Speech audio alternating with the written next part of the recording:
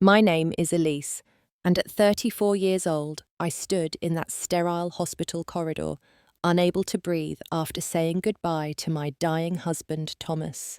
15 years of marriage were ending in room 307, and my heart felt crushed under the weight of impending loss. I forced myself to walk away to give him peace in his final moments, when I heard two nurses whispering by the medication cart. The words that drifted toward me made my blood freeze. Poor woman doesn't even know about the other family. Before I continue, where are you watching from? Please like and subscribe if you've ever discovered a truth that changed everything you thought you knew about your life. I need to take you back to understand how completely Thomas fooled me. We met at a medical conference in Boston when I was 22, fresh out of college with my marketing degree and working for a pharmaceutical company. Thomas was 30, then already establishing himself as a brilliant cardiologist. He had this way of commanding attention when he entered a room, not through arrogance, but through genuine charisma. His dark hair was always perfectly styled, his suits impeccably tailored, and when he smiled at me across that crowded conference hall, I felt like the only woman in the world. Our courtship was like something from a romance novel. Thomas came from old money in Connecticut. His father, a renowned surgeon, his mother, a philanthropist, who organised charity galas. They welcomed me into their family with what seemed like genuine warmth, though looking back now, I wonder if they saw me as the perfect naive young woman for their son to mould. Thomas would send flowers to my office every Monday, each bouquet more elaborate than the last. He'd fly me to New York for weekend getaways, surprise me with jewellery I felt too young to wear, and write me love letters that made my roommates swoon with envy. Our wedding on Martha's Vineyard was everything a girl could dream of. 200 guests, a reception at his family's estate overlooking the ocean, my dress, a $20,000 creation his mother insisted on buying. I remember dancing with Thomas as the sun set, feeling like I'd won the lottery of life. My parents, simple people from Ohio who ran a small hardware store, were overwhelmed by the grandeur. My father whispered to me during our dance that he'd never seen me happier, and he was right. I was deliriously, blindly, stupidly happy. We settled in a beautiful colonial house in a Chicago suburb after Thomas accepted a position at Northwestern Memorial Hospital. The house had 5 bedrooms, and I remember joking that we'd need to fill them with children. Thomas would always smile and say we had plenty of time. I threw myself into making our house a home while building my own marketing consultancy business.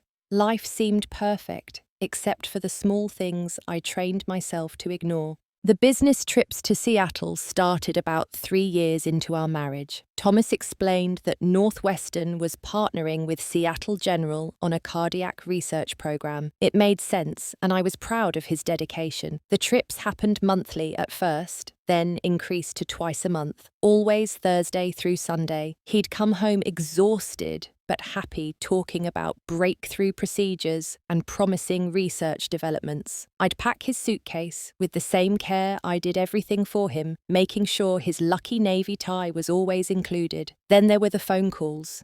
His phone would ring at odd hours, and he'd step out to take them, claiming they were emergency consults. The way he'd lower his voice, turn away from me, close his home office door. When I'd ask, he'd kiss my forehead and say I worried too much. The separate bank account came next, which he explained was for investment purposes, something about tax benefits I didn't understand. Thomas handled our finances, and I trusted him completely. Why wouldn't I? He was my husband, my best friend, my entire world. 5 years into our marriage, we started trying for children. When nothing happened after a year, we sought fertility treatment. The tests showed I had endometriosis, and conceiving would be difficult, but not impossible. We went through 3 rounds of IVF, each failure crushing me more than the last. Thomas was supportive, holding me as I sobbed after each negative test, whispering that we were enough for each other. His parents were less understanding, making subtle comments about the importance of continuing the family legacy. I suggested adoption once, and the look of horror on his mother Patricia's face told me never to bring it up again. What I didn't know was that during those fertility struggles, while I was injecting myself with hormones and praying for a miracle, Thomas was building another life 3,000 miles away. Every work trip to Seattle wasn't about cardiac research. It was about Jessica, the woman he'd met at a medical conference 2 years into our marriage. The woman who was everything I wasn't. Younger, fertile, and completely unaware that the man she was falling in love with already had a wife. I threw myself deeper into my work to cope with the baby-shaped hole in my heart. My marketing firm grew, landing major clients, winning awards. Thomas seemed proud, attending company events with me, charming my clients, playing the role of supportive husband perfectly. Our friends envied our relationship. We were the couple who still held hands after years of marriage, who gazed at each other across crowded rooms, who seemed to have it all figured out even without children. The Thursday and Friday late nights at the hospital became routine. Cardiac emergencies, he said. Complex surgeries that required his expertise. I'd fall asleep alone, wake to find him already gone, a note on his pillow saying he loved me. Saturdays were ours, though, or so I thought. Sometimes he'd be called in for emergency surgeries, but he always made it up to me with elaborate dinners or surprise weekend trips. I lived for those moments, those reassurances that despite our fertility struggles, despite his demanding career, we were solid. 6 months ago, everything changed with a single phone call. I was in my office meeting with a potential client when my assistant knocked urgently. Thomas had collapsed during surgery. By the time I reached Northwestern Memorial, he was in the ICU, and a team of doctors was delivering news that shattered our carefully constructed world. Advanced pancreatic cancer, stage 4, inoperable. The word metastasized echoed in my ears like a death sentence. Thomas aged 10 years in 10 days. The strong, vibrant man who could work 20-hour shifts suddenly couldn't walk to the bathroom without help. His thick, dark hair fell out in clumps. His brilliant mind became foggy from pain medication, but it was the look in his eyes that haunted me most. Guilt. Deep, crushing guilt that I attributed to him feeling responsible for leaving me alone. I spent every moment I could by his bedside, cancelling client meetings, sleeping in uncomfortable hospital chairs, determined to cherish whatever time we had left. The phone calls didn't stop, though. If anything, they increased. Sometimes when Thomas thought I was asleep, he'd whisper urgently into his phone, his voice cracking with emotion. Once I heard him say Lily's name, and when I asked, he claimed it was a patient, a child with a congenital heart defect he'd been treating. The tears in his eyes seemed excessive for a patient. But grief and medication do strange things to people, I reasoned. Then came the visitors. First was his lawyer, Jonathan Mills, who spent 3 hours with Thomas while I was banned from the room. Estate planning, Thomas explained later, his hand trembling as he squeezed mine. He wanted to make sure I was protected, that his parents couldn't contest anything. I signed papers without reading them, trusting even then, even as something in my gut twisted with unease. A woman came during my brief trip home to shower and change. The nurses mentioned her casually, a friend from Seattle who'd heard about his illness. She'd left yellow tulips, which struck me as odd because Thomas had always said yellow tulips reminded him of funeral homes. When I asked him about her, he closed his eyes and pretended to sleep. The morphine, I told myself, it was just the morphine making him confused. Dr. Patricia Reeves, Thomas's colleague, pulled me aside one afternoon with tears in her eyes. She started to say something about Thomas needing to tell me something important, but Thomas called out for me, and she never finished her thought. Later, I'd learned she'd been carrying the weight of his secret for years, torn between loyalty to a colleague and basic human decency. The decline accelerated in the final weeks. Thomas would wake from medication-induced sleep, crying, begging forgiveness for things he couldn't articulate. He'd grip my hand so tight it hurt his eyes, searching mine, like he was trying to memorize my face. Once, in a moment of clarity, he pulled me close. and whispered that I deserved better, that I deserved everything. I hushed him, told him he'd given me everything, that 15 years with him was worth a lifetime with anyone else. His parents visited daily, and there was something different about their interactions. Whispered conferences in the hallway, papers being signed, his mother taking phone calls, and speaking in hushed, urgent tones. When I asked if everything was all right, Patricia Thomas patted my hand with her perfectly manicured fingers and said they were just making arrangements, nothing for me to worry about. The pity in her eyes should have been my warning. Thomas requested strange things in those final days.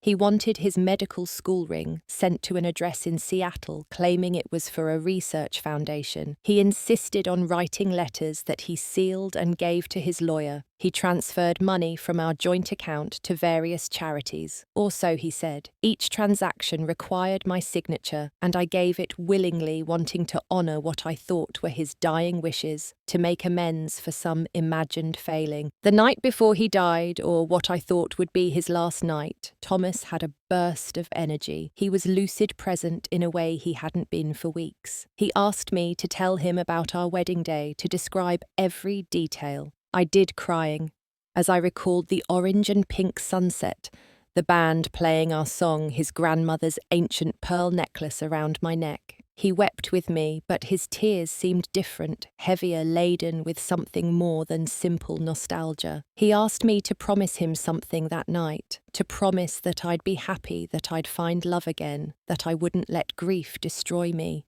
The intensity of his request surprised me. I promised, of course, thinking these were the natural concerns of a dying man for his widow. He pulled me close, then his lips against my ear, and started to speak. I'm sorry for... But the words dissolved into coughing, and the moment was lost to another round of morphine. The next morning, Thomas was barely conscious. His breathing was laboured each inhale, a monumental effort. The doctors said it wouldn't be long. I held his hand, whispered, my love, told him it was okay to let go. His fingers squeezed mine once weakly, and I kissed his forehead, tasting the salt of my own tears. I need air, I told the nurse, just for a minute. I needed to compose myself, to be strong for his final moments. I walked out of room 307 on legs that felt like water, my vision blurred with tears. The hallway stretched before me, endless and white, smelling of disinfectant and death. I had made it halfway to the elevator when their voices drifted from the nurses' station. Two women in scrubs huddled over a computer screen, speaking in those hushed tones medical professionals use when discussing something scandalous. I wouldn't have stopped, wouldn't have listened, except I heard Thomas's name. Poor Mr. Thomas, the younger one said, probably 25, with bright pink streaks in her blonde hair. Such a shame to leave two young kids behind. The other nurse, older, maybe 50, with grey roots showing through her dye job, made a clicking sound with her tongue. Those poor babies don't even know their daddy's dying. Their mama brought them yesterday from Seattle, but security had to escort them out. My body turned to ice. Every cell, every atom of my being froze in that hallway. Two kids, Seattle, their mama. The words swirled in my head like a tornado, destroying everything in their path. The younger nurse continued, oblivious to my presence behind the concrete pillar. I heard, she doesn't know about the wife here.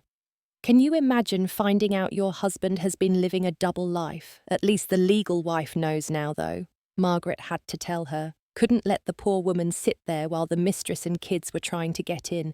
Legal wife. Mistress. Kids. The words hit me like physical blows. I must have made a sound because both nurses looked up, their faces draining of colour when they saw me. The older one, apparently Margaret, stood slowly, her hand reaching out as if to steady me. Thomas, she said softly, and that's when my legs gave out. They caught me before I hit the floor, guided me to a chair, the younger one running for water, while Margaret knelt beside me. Her face was full of the kind of pity that makes you want to scream. I'm so sorry, she whispered. I wanted to tell you properly. I tried to find you yesterday when she showed up with the children, but you'd gone home to rest. The water appeared in my hand, and I drank mechanically, my mind racing to process what couldn't possibly be true. Margaret pulled up a chair, her voice gentle but firm. Her name is Jessica Chen. No, wait, Jessica Martinez now. She lived with Thomas in Seattle for the past 8 years. She has 2 children with him. A 6-year-old girl named Lily and a 4-year-old boy named Marcus. 8 years. The number echoed in my skull. 8 years of business trips. 8 years of late-night phone calls. 8 years of lies so perfectly constructed that I'd never suspected. My fertility struggles flashed through my mind, Thomas holding me as I sobbed over negative pregnancy tests while his children were growing up in Seattle. How I managed to whisper, "How is that possible?" Margaret looked uncomfortable but continued. He used his mother's maiden name there, Anderson. Thomas Anderson had a whole identity set up, apartment, bank accounts, the works. Jessica thought he was divorced. He told her his ex-wife told her you were mentally unstable, and that's why he couldn't share custody of the fictional children from his first marriage. The room spun. I thought about all the times Thomas had comforted me about not having children, all the times he'd said we were enough. Meanwhile, he'd been reading bedtime stories to his daughter, teaching his son to throw a baseball, living the family life I'd dreamed of with another woman. She doesn't know, I said, not a question, but a realization. Jessica doesn't know about me. Margaret shook her head. She found out yesterday when security stopped her at the entrance. She had documents, you see. Insurance papers, power of attorney, even a marriage certificate from 3 years ago. Obviously not legal since he was married to you, but she didn't know that. 3 years ago, I remembered 3 years ago, Thomas had taken me to Paris for our anniversary, a surprise trip to make up for a particularly brutal month of him working extra shifts. We'd renewed our vows at a little chapel, just the 2 of us and a photographer. 2 weeks later, apparently, he'd married another woman. The younger nurse had been typing on the computer and turned the screen toward me. There she was. Jessica Martinez, formerly Chen before her marriage to Thomas. Pretty in an understated way, with long black hair and kind eyes. The photo showed her with 2 children at what looked like a hospital Christmas party. The little girl, Lily, had Thomas's exact smile. The boy, Marcus, had his eyes. There were more photos on her social media, which wasn't private. Thomas at Lily's kindergarten graduation. Thomas teaching Marcus to ride a bike. Thomas and Jessica at their wedding, her in a simple white dress, him in the same suit he'd worn to a medical conference that weekend, the conference he'd supposedly attended in Portland. I stared at those photos, at the life Thomas had built without me, and something inside me shattered. But it wasn't just grief anymore, it was rage, pure, white-hot rage that burned through the shock and sadness. I stood up, surprising Margaret and the younger nurse, whose name tag read Ashley. "Where is she?" I asked, my voice steadier than I'd expected. Margaret hesitated. "Mrs. Thomas, I don't think—" "Where is she?" I repeated, and something in my tone must have convinced her because she sighed and pointed toward the family waiting room on the 3rd floor. I walked with purpose now, my spine straight, my hands steady. The elevator ride felt both endless and too quick. When the doors opened, I saw her immediately. She was alone, sitting in the corner of the waiting room, her face buried in her hands. She looked up when she heard my footsteps, and recognition dawned in her eyes. We'd never met, but she knew who I was, just as I knew who she was. "The legal wife," she said, her voice bitter. I nodded, studying her face, searching for signs of the woman who'd stolen my husband. But all I saw was another victim, another woman Thomas had betrayed. "How long have you known?" she asked. "About 10 minutes," I replied, and her eyes widened in shock. We sat across from each other, 2 women whose lives had been shattered by the same man's deception. She told me their story, and with every word I saw how thoroughly Thomas had constructed his alternate life. He'd pursued her relentlessly at a medical conference, told her about his difficult divorce. his crazy ex-wife who'd tried to trap him with fake pregnancy claims. He'd been so convincing that Jessica had fallen completely believing she was helping him heal from a traumatic marriage. The apartment in Seattle was in a beautiful neighborhood with good schools. Lily went to Preston Academy, the same elite private school where Thomas's sister had gone years ago. Marcus was in preschool already, showing signs of his father's intelligence. They had family dinners every Sunday. When Thomas was in town, went to church together, had couples friends who knew them as the Anderson family. He coached Lily's soccer team. Jessica said, tears streaming down her face. He never missed a game when he was in Seattle. He read to Marcus every night he was home, did all the voices for the characters. Her voice broke. He was supposed to move to Seattle permanently next year. He said he was finally getting his transfer approved, that we could stop living apart half the time. Next year. When Thomas knew he was dying, he'd been promising another woman a future he'd never deliver. The cruelty of it took my breath away. Did his parents know? I asked. Jessica nodded slowly. They visited twice. Thanksgiving 2 years ago and Lily's birthday last year. They brought presents, called the children their grandkids. The rage burned hotter. Patricia Thomas, who'd consoled me through fertility treatments, who'd held my hand as I sobbed over another failed IVF cycle, had been playing grandmother to her son's secret children.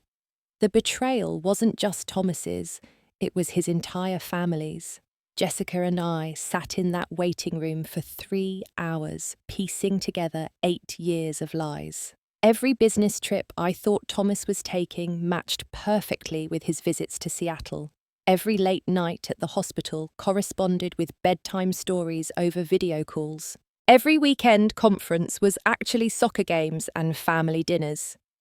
She showed me text messages, thousands of them, Thomas telling her he loved her, planning their future, discussing the children's education. There were videos of birthday parties, Christmas mornings, first days of school. A whole life documented on her phone, a life that ran parallel to mine, never intersecting until now. The financial deception was staggering. Jessica had bank statements showing regular deposits from Thomas, from an account I'd never known existed. He'd set up college funds for both children, bought life insurance policies with Jessica as beneficiary, even purchased the Seattle apartment in her name. When I calculated the amounts, it was clear he'd been siphoning money from our joint investments for years, small enough amounts that I'd never noticed, but adding up to hundreds of thousands of dollars.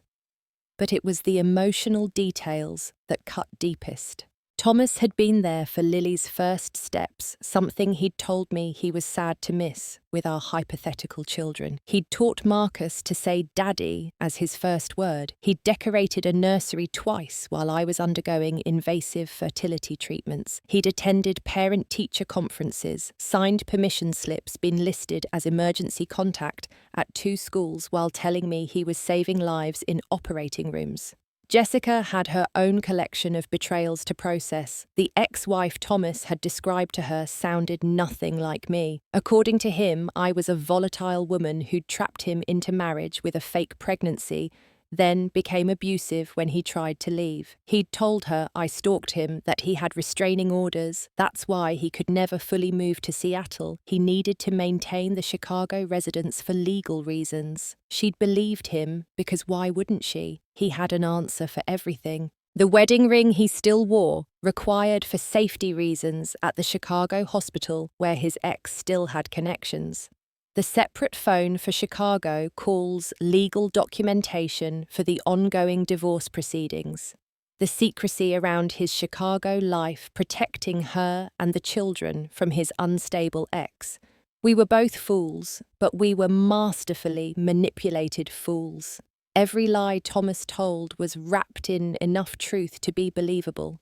He did work at Northwestern Memorial. He was a respected cardiologist. His family was wealthy and connected. These truths made the lies easier to swallow. Margaret found us there as the sun set, casting orange light across the waiting room. She brought Thomas's medical files, the ones that listed Jessica as emergency contact with a Seattle address. The admission forms from 6 months ago, when he'd first been diagnosed, where he'd checked single for marital status, then crossed it out and written married, as if he couldn't keep track of which life he was living in the moment.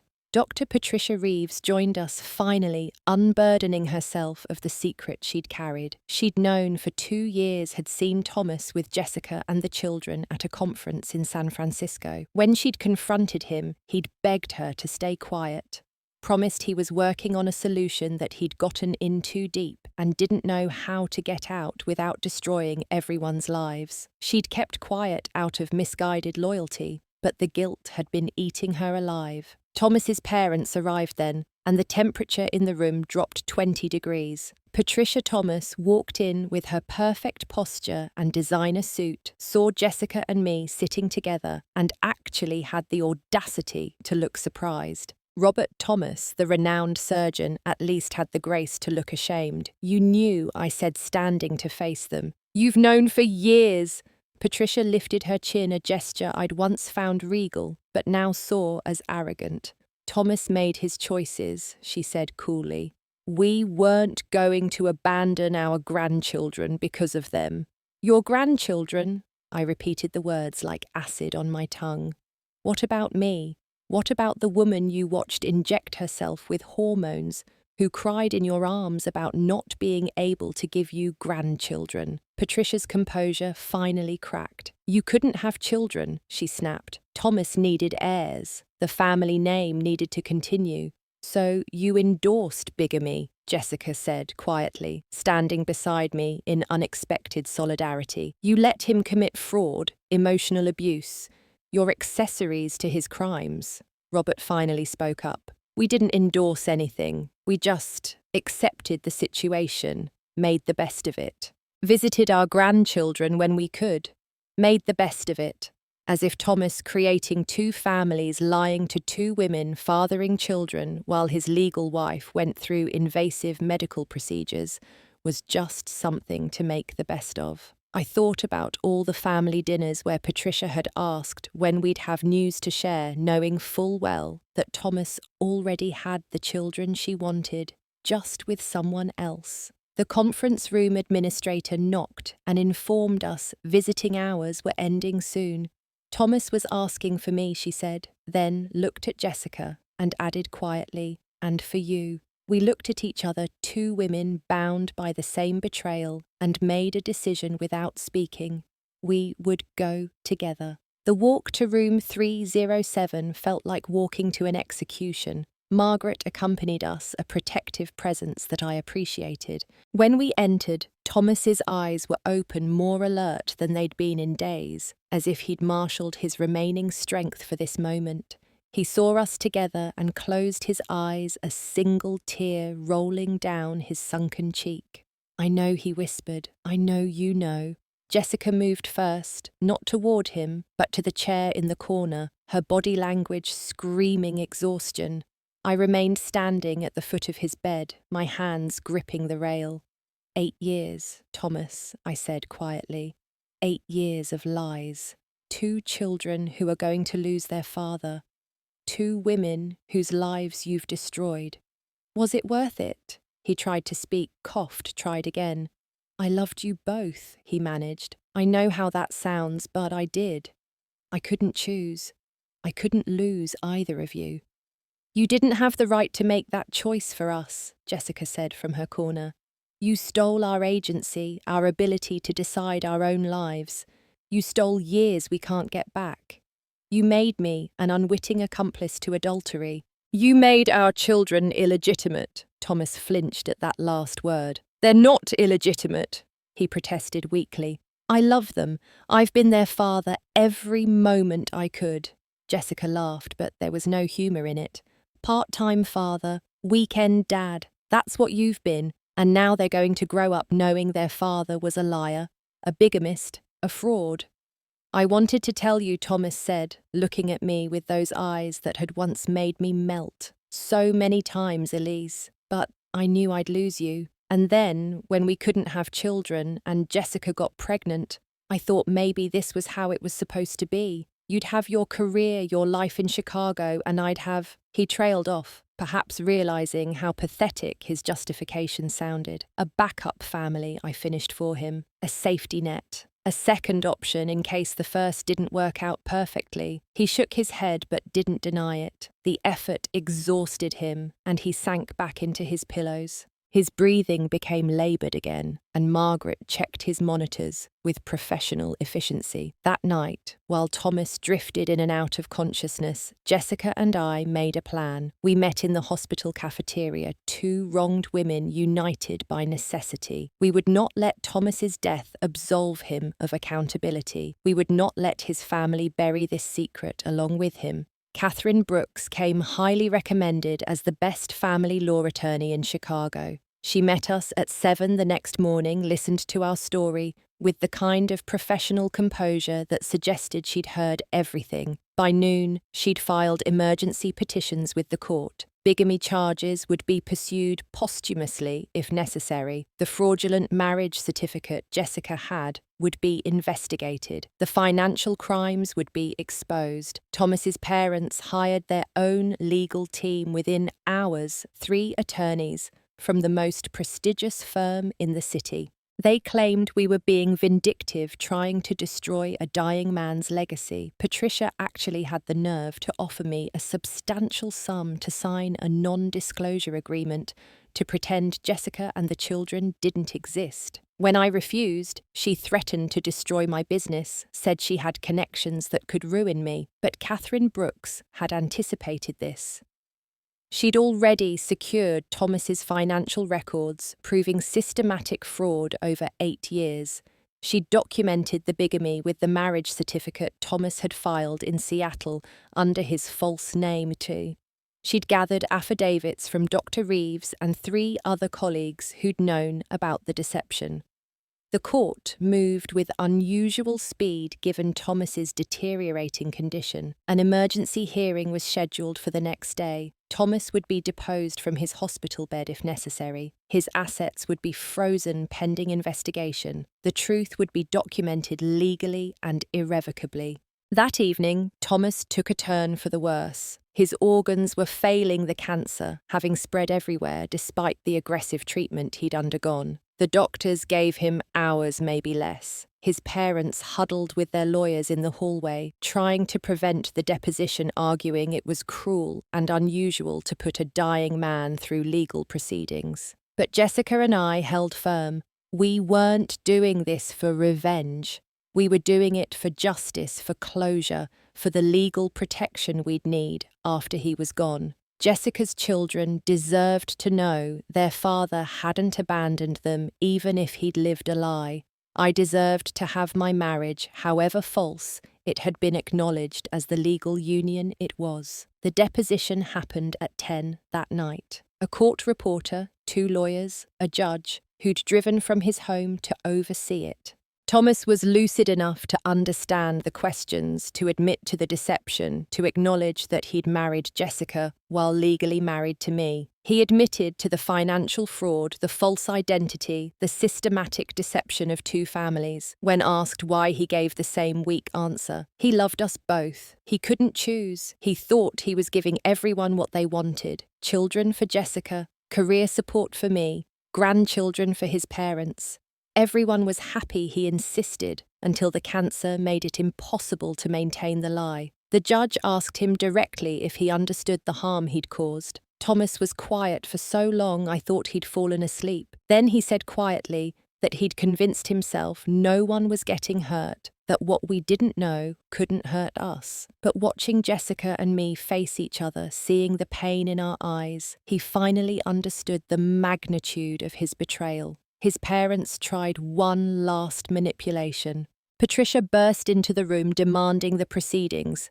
Stop claiming Thomas wasn't mentally competent. But Thomas himself shut her down. Mother, stop, he said, with more strength than he'd shown in days. I did this. I made these choices. At least let me own them at the end. The deposition concluded at 11:30. Thomas had admitted to everything. The court would sort out the financial aspects, ensure Jessica's children were provided for, protect my assets from his parents' interference. Justice, such as it was, had been served. Thomas died at 2:17 in the morning.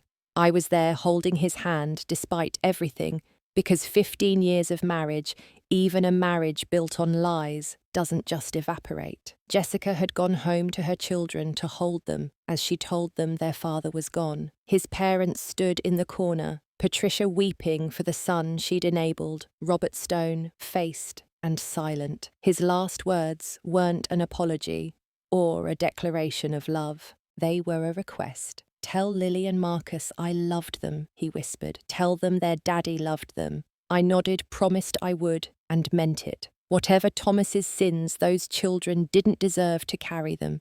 He slipped away quietly after that, his hand going slack in mine. The monitors flatlined. The nurses came in, and just like that, Robert Thomas, my husband, Jessica's husband, father of two, liar to all, was gone. The funeral arrangements became another battlefield. Patricia wanted a grand affair befitting the Thomas family legacy. Jessica wanted something simple where her children could say goodbye to their father. I wanted to skip it entirely, to let them sort it out while I tried to piece my life back together. In the end, there were two services, one in Chicago for the medical community and society friends who still didn't know the full truth, one in Seattle for Jessica's community, the people who knew Thomas as Anderson, devoted father and partner. I attended neither. Instead, I stood at his graveside alone after everyone left, trying to reconcile the man I'd loved with the stranger I'd been married to. The legal aftermath took months to fully resolve. The bigamy charges were noted in the official record. The fraudulent marriage to Jessica was annulled, though she kept his last name for the children's sake. The financial crimes were documented and restitution was ordered from Thomas's estate. His parents were investigated for their role in the deception, though no criminal charges were filed. But there was a surprise in Thomas's will, the real one he'd hidden from everyone. He'd left his family money in trust for Lily and Marcus, but with Jessica and me as co-trustees. He'd left his medical practice assets to be split between funding Jessica's children's education and supporting fertility research in my name. It was his way, I supposed, of trying to balance the scales he'd so thoroughly tipped. His letter to me, delivered by his lawyer a week after the funeral, was 8 pages of justification and apology. He wrote about meeting Jessica when our fertility struggles were at their worst, about how her unexpected pregnancy felt like a sign from the universe. He wrote about the guilt that ate at him every day, the plans he'd made to tell me that never materialized, the cancer diagnosis that made him realize he'd run out of time to make it right. I burned the letter after reading it once. His explanations didn't matter. His guilt didn't absolve him. His love, whether real or imagined, didn't undo the damage he'd done. But I kept the last line torn from the bottom of the page. "You deserved truth, and I gave you fiction. For that, I am eternally sorry." Jessica and I maintained an unlikely correspondence after everything was settled. Not friendship exactly, but a shared understanding that no one else could provide. She sent me pictures of Lily and Marcus occasionally, these beautiful children who looked so much like the man we'd both loved and lost. I sent her information about grief counselling, therapy, resources, ways to help children process loss and betrayal. 6 months after Thomas died, I finally started rebuilding my life in earnest. The house in Chicago held too many memories, too many ghosts of a marriage that had been half real, half performance. I sold it to a young couple, pregnant with their first child, who gasped with delight at the 5 bedrooms we'd never filled. Watching them plan nurseries in rooms I'd once imagined for my own children was bittersweet, but somehow healing. I moved to Denver, a city where Thomas had never been, where no memories lurked around corners. The mountain air felt clean, like it could wash away 8 years of breathing in lies. I found a small Victorian house in the Baker neighborhood with original hardwood floors and a garden that had been left to run wild. It was nothing like the manicured perfection of our Chicago suburb, and that's exactly what I needed. My marketing firm had suffered during Thomas's illness and the legal aftermath, But my clients had been surprisingly understanding. Many sent flowers notes of support offers to delay projects until I was ready. I threw myself back into work with newfound energy, building campaigns that won awards, expanding into new markets. Success felt different now, not like something I was achieving for our future, but something I was building for myself alone. The therapy started 3 months after the move. Dr. Sarah Hendricks specialized in betrayal trauma, and our sessions were brutal excavations of my psyche. We unpacked not just Thomas's deception, but my willingness to ignore red flags, my tendency to trust blindly, my fear of confrontation that had kept me from asking hard questions. It wasn't about blame, Sarah insisted, but about understanding patterns so I wouldn't repeat them. I learned about cognitive dissonance, how the mind protects itself by rejecting information that doesn't fit our worldview. All those moments of unease I'd felt, the instincts I'd suppressed, the questions I'd swallowed, they were my subconscious trying to warn me about truths my conscious mind wasn't ready to accept. Thomas had been master at exploiting this, giving me just enough truth to make the lies palatable. Jessica called one evening crying. Marcus had been asking why Daddy never came home anymore, and she didn't know what to tell him. 4 years old was too young to understand bigamy and betrayal. We talked for 3 hours, strategizing age-appropriate explanations, ways to preserve their father's memory without perpetuating his lies. In the end, she told them Daddy had been sick and couldn't get better, that he'd loved them very much, but had made some mistakes that hurt other people too. I started dating again 8 months after Thomas's death, though dating felt like too strong a word. Coffee meetings arranged by well-meaning friends, awkward dinners where I struggled to explain my past without trauma dumping on unsuspecting men. Most ran when they heard the word bigamy. Others were morbidly fascinated, wanting details about the deception, like it was a true crime podcast. Neither response felt right. Then I met Daniel at a grief support group of all places. He'd lost his wife to cancer 2 years earlier, a straightforward tragedy with no deception, no secret families, just loss. But he understood the complexity of grieving someone who'd hurt you. The guilt of anger at the dead, the challenge of rebuilding when your foundation had been destroyed. He didn't run from my complicated story or fetishize it. He simply accepted it as part of who I was now. Our relationship developed, slowly built on coffee, after support group meetings, long walks through the Denver Botanic Gardens, honest conversations about trust and fear and the possibility of loving again.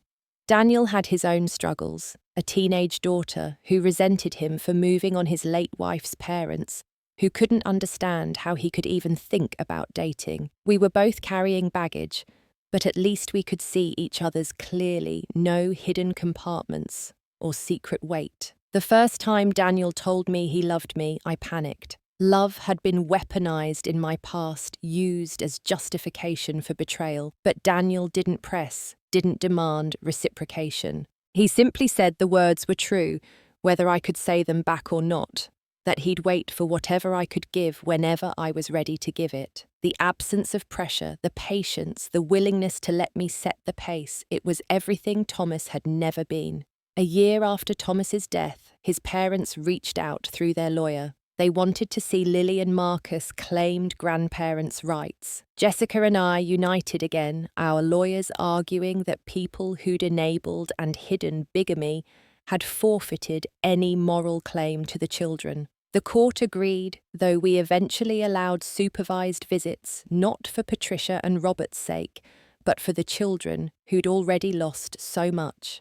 My business flourished in Denver. I landed a contract with a major tech company, hired 5 new employees, moved into a larger office space downtown with mountain views. Success felt different now, not like compensation for what I couldn't have, but celebration of what I could build. Every achievement was mine alone, untainted by Thomas's money or connections or conditional support. Jessica visited Denver with the children during spring break. It was surreal hosting the other family in my new life, but also strangely healing. Lily was bright and curious, asking endless questions about everything. Marcus was quieter, artistic, spending hours drawing in the notebook I gave him. Watching them, I saw traces of Thomas, but also their own unique personalities emerging from the shadow of their father's deception. We took them to the Museum of Nature and Science, where Lily became obsessed with the space exhibit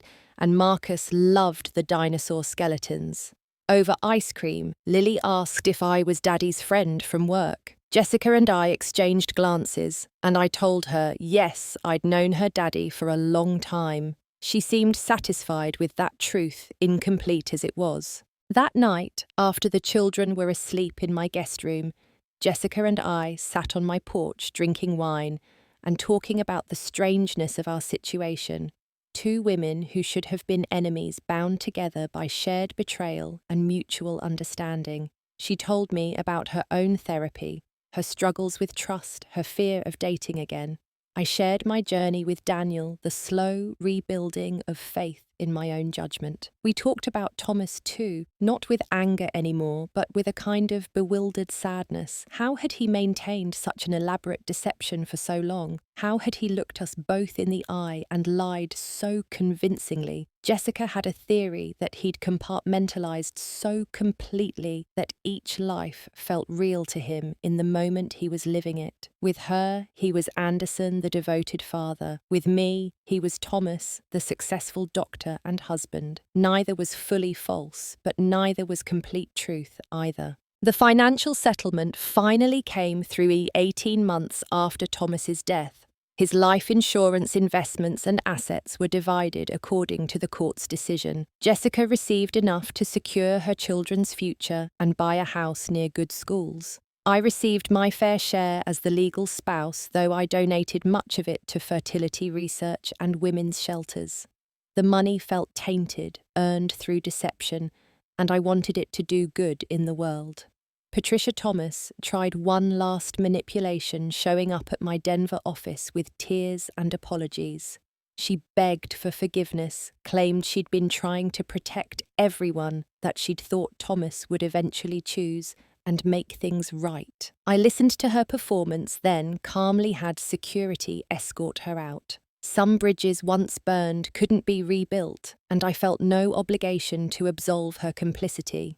Daniel and I moved in together 2 years after Thomas's death. It felt like a huge step, sharing space with someone, again trusting another man with access to my daily life.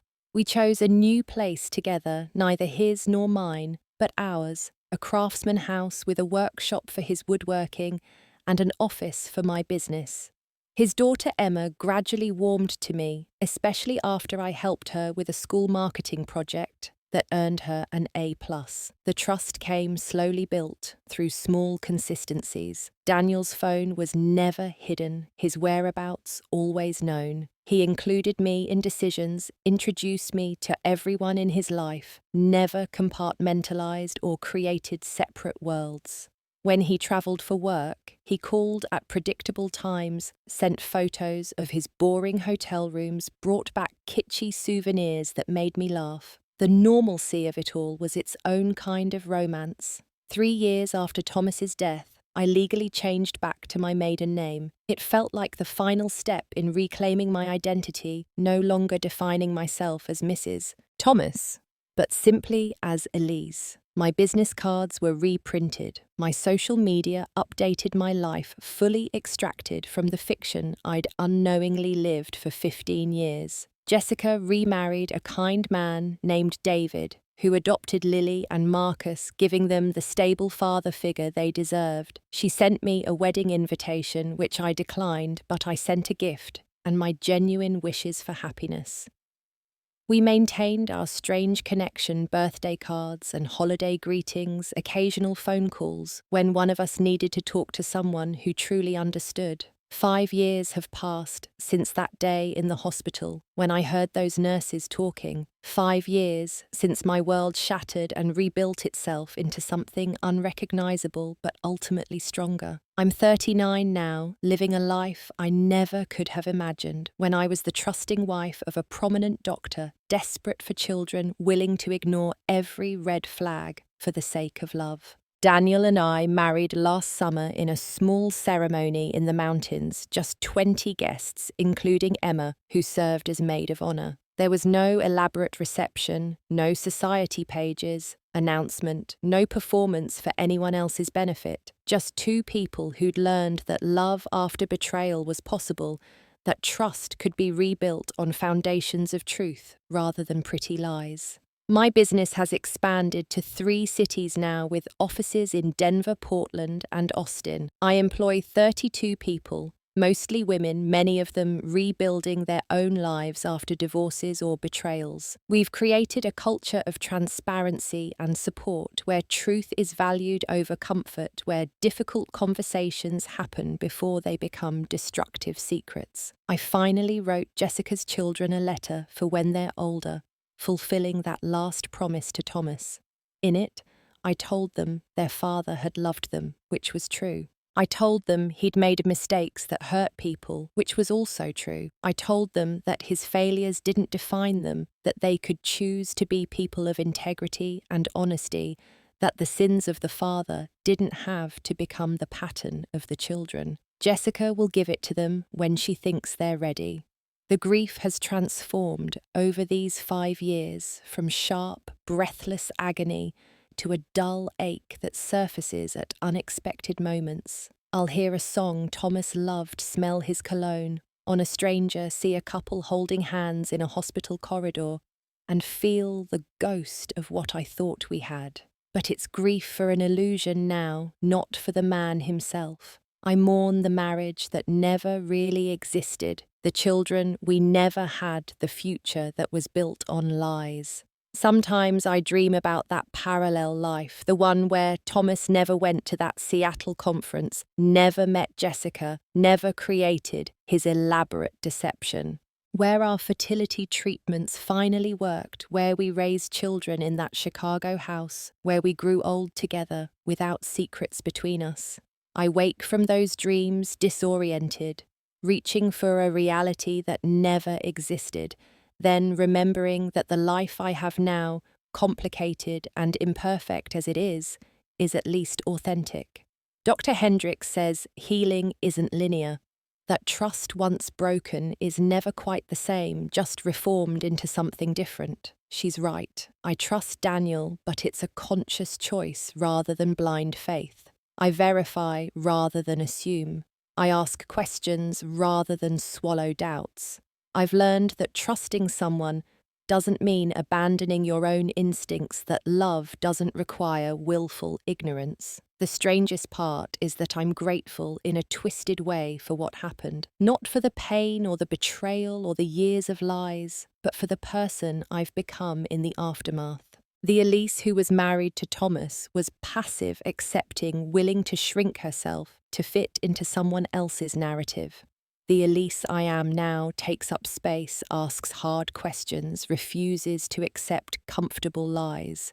This version of me would never have emerged without that catastrophic destruction of everything I thought I knew. I still think about those nurses, sometimes the ones whose overheard conversation changed everything. They'll never know they saved me from years more of deception, that their casual gossip was the thread that unraveled Thomas's carefully woven lies. Sometimes the most profound moments of our lives happen not through grand gestures, but through accidents, overhead words that weren't meant for our ears, but find us anyway. Jessica and I had coffee last month when she was in Denver for a medical conference, an ironic full circle that wasn't lost on either of us. She's happy with David, the children are thriving, the ghost of Thomas Anderson has been laid to rest. We talked about how we might have been friends in another life if we'd met differently without a duplicitous man between us. Maybe we are friends now, in our own strange way, bonded by a betrayal so unique that only we can fully understand its impact. I've started speaking at support groups for betrayal trauma, sharing my story with other women who've discovered their partners were living double lives. It's more common than you'd think, this particular form of deception. Men with second families, secret children, parallel lives, maintained through elaborate lies and willing blindness. Every woman's story is different, but the shock of discovery is universal, that moment when reality cracks open to reveal the fiction beneath. What I tell these women is what I wish someone had told me in those first horrible days, that the pain is real and valid even if the relationship was partly false, that healing is possible but not predictable. That trusting again doesn't mean forgetting what happened, that sometimes the worst experiences of our lives become the catalysts for our greatest growth, that a marriage built on lies can still teach true lessons about resilience and self-worth. The last time I visited Thomas's grave, I left yellow tulips, the flowers he'd claimed to hate, but Jessica said he'd always brought her. Another small lie in an ocean of deception. I stood there for a long time, not talking to him, or crying or raging, just acknowledging what had been and what was. A marriage that was real to me, if not to him. Love that I'd felt genuinely, even if it was given to a facade. Years that were lived fully on my part, even if he was only half present. I don't forgive Thomas. Some betrayals are too profound for forgiveness, at least the kind that absolves the perpetrator. But I've released him, let go of the anger that was poisoning my present, stopped letting his ghost dictate my future. He occupies a chapter of my story now, not the entire book. An important chapter that shaped the narrative but doesn't control where the story goes from here. My journey from that hospital corridor to now hasn't been linear or pretty. There were months of rage so intense it frightened me, nights of grief so deep I thought I'd drown, moments of humiliation so acute I wanted to disappear. There were setbacks and breakdowns, times when trusting Daniel felt impossible, when every man felt like a potential Thomas, hiding secret lives behind charming smiles. But there were also moments of unexpected joy. The first time I laughed genuinely after Thomas died, surprising myself with the sound. The morning I woke up, without immediately remembering what had happened, my first thought, something other than betrayal. The day I realised I'd gone a whole week without thinking about Thomas at all my life, finally expanding beyond the borders of his deception. Now, at 39, I'm living a life that's entirely mine. Every choice is made with full knowledge, every relationship built on verified truth, every achievement earned without manipulation or illusion. It's not the life I'd planned at 22 when Thomas swept me off my feet with his perfect lies. It's better because it's real. When young women ask me for advice about relationships, about marriage, about trust, I tell them to pay attention to their instincts, that love shouldn't require you to ignore red flags or explain away inconsistencies, that a partner who truly loves you will make their life transparent, not compartmentalized, that secrets and privacy are not the same thing, that anyone who makes you feel crazy for asking questions is probably hiding answers you need to hear. But I also tell them not to live in fear, not to let my story make them paranoid about love. Most people aren't Thomas. Most marriages aren't built on elaborate deceptions. Most partners don't maintain secret families in other cities. The key is balance between trust and verification, between faith and wisdom, between opening your heart and keeping your eyes open. Sometimes the worst betrayals lead us to our truest selves. I lost a husband but found my strength. I lost the future I'd planned, but gained one I chose with full knowledge. I lost my naive faith in love, but gained a mature understanding of what real partnership looks like. The nurses' whispered words that day didn't just reveal Thomas's lies, they set me free to live my own truth. I think about Lily and Marcus, often these children who exist because of Thomas's betrayal, but aren't defined by it. They're 10 and 8 now, thriving with Jessica and David, playing soccer and taking art classes, living normal childhoods despite their unusual origin story. Sometimes Jessica sends videos of them, and I see Thomas in their movements, their expressions, their laughs. But I also see them becoming their own people, writing their own stories, hopefully learning from their biological father's failures rather than repeating them. That's the thing about betrayal. It changes everyone. It touches not just the direct victims, but the peripherals too. Thomas's parents lost their son and their grandchildren's trust. His colleagues lost respect for a man they'd admired. His children will grow up with a complicated legacy. Even the institutions he was part of had to reckon with how such deception had gone unnoticed for so long. The ripples spread far beyond Jessica and me, but from those ripples, new patterns emerged. Jessica found real love with David. I built a business that empowers women. Emma gained a stepmother who understands complicated grief. Daniel and I created a marriage built on radical honesty. My employees found a leader who values truth over comfort. The support groups I speak at find hope in survival. Even Patricia Thomas, in her way, had to confront the consequences of enabling her son's lies. If I could go back and warn 22-year-old me about Thomas, would I? It's a question I've pondered often. Would I trade those 15 years of partial fiction for a different path? Would I choose never to have loved him, never to have been deceived, never to have had my world shattered in that hospital corridor? The truth is, I don't know. Without Thomas's betrayal, I might still be the passive, trusting girl who didn't ask hard questions. Without that devastating discovery, I might never have found the strength I didn't know I had. Without losing everything I thought I knew, I might never have built something truly mine. The price of wisdom was astronomical, but the wisdom itself is invaluable. What I do know is that I wouldn't change who I am now.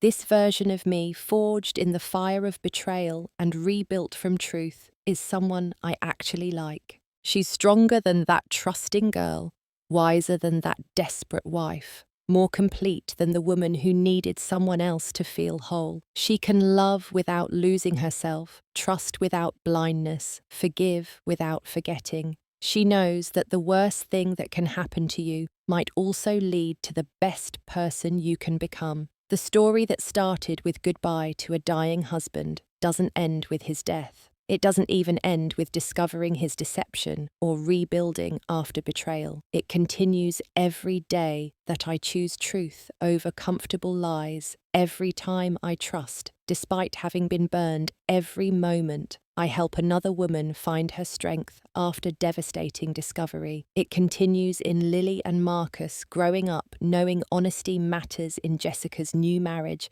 built on transparency in Daniel, and my daily choice to be fully present in one life rather than partially present in two.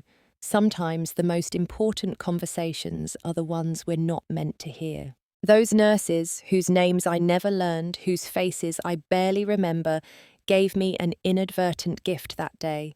They spoke truth in a place full of lies, revealed reality in a building where Thomas was maintaining his fiction until the very end. Their whispered words were the beginning of my real life, the one where I know exactly who I am, what I've survived, and what I'm capable of. This is what I know now that I didn't know then. Love isn't about blind trust, but conscious choice. Marriage isn't about perfect happiness, but honest partnership. Betrayal isn't about what someone takes from you, but what you discover within yourself afterward. Healing isn't about forgetting, but integrating the pain into a larger story. Strength isn't about never being deceived, but about how you rebuild after deception. And sometimes, just sometimes, saying goodbye to everything you thought you knew is actually saying hello to everything you're meant to become. The nurses talked. I listened. And in that moment of overheard truth, my real life finally began. Thank you for listening to my story.